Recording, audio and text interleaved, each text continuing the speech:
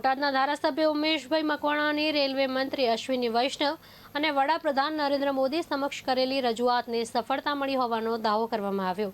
બોટાદને સાબરમતી બોટાદ વેરાવળ વંદે ભારત એક્સપ્રેસનો લાભ મળતા જિલ્લાના મુસાફરોમાં ખુશીનો માહોલ જોવા મળ્યો છે।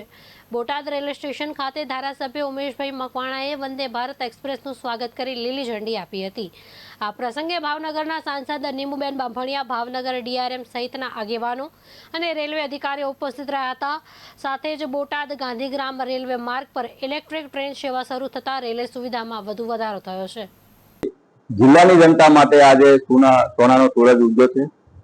સતત રજૂઆતને કારણે આજે બોટાદની લાગણી માંગણીને કારણે માનનીય દેશના પ્રધાનમંત્રી શ્રી નરેન્દ્રભાઈ મોદી સાહેબ અને રેલ મંત્રી દ્વારા આજે બોટાદ ને જે નવું સોપાન બોટાદના ઇતિહાસમાં પ્રથમ વખત વંદે ભારત ટ્રેનની પ્રાપ્તિ થઈ છે। જે તમે જોયું છે કે ભાઈ સાબરમતીથી બોટાદ, બોટાદથી સોમનાથ સુધીનો જે રૂટ આપણને આપ્યો છે, એના માટે પહેલા તો હું માનનીય પ્રધાનમંત્રી શ્રી નરેન્દ્રભાઈ મોદી સાહેબનો, રેલ મંત્રીનો આભાર માનું છું અને સૌ બોટાદની જનતા વતી માનનીય સાંસદશ્રીનો, ડીઆરએમ સાહેબનો અને સૌ રેલવેના કર્મચારીઓનો પણ હૃદયપૂર્વક આભાર માનું છું કે જેને બોટાદના ઇતિહાસમાં પ્રથમ વખત વંદે ભારત ટ્રેનનું આજે અમે લીલી ઝંડી આપી અને સ્વાગત કરવામાં આવ્યું છે।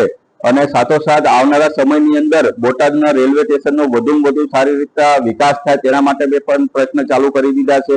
આગામી સમયની અંદર ભાવનગર, બોટાદ અને વડોદરા, સુરત અને મુંબઈ સુધીની એક વંદે ભારત ટ્રેનની મારી પ્રધાનમંત્રી અને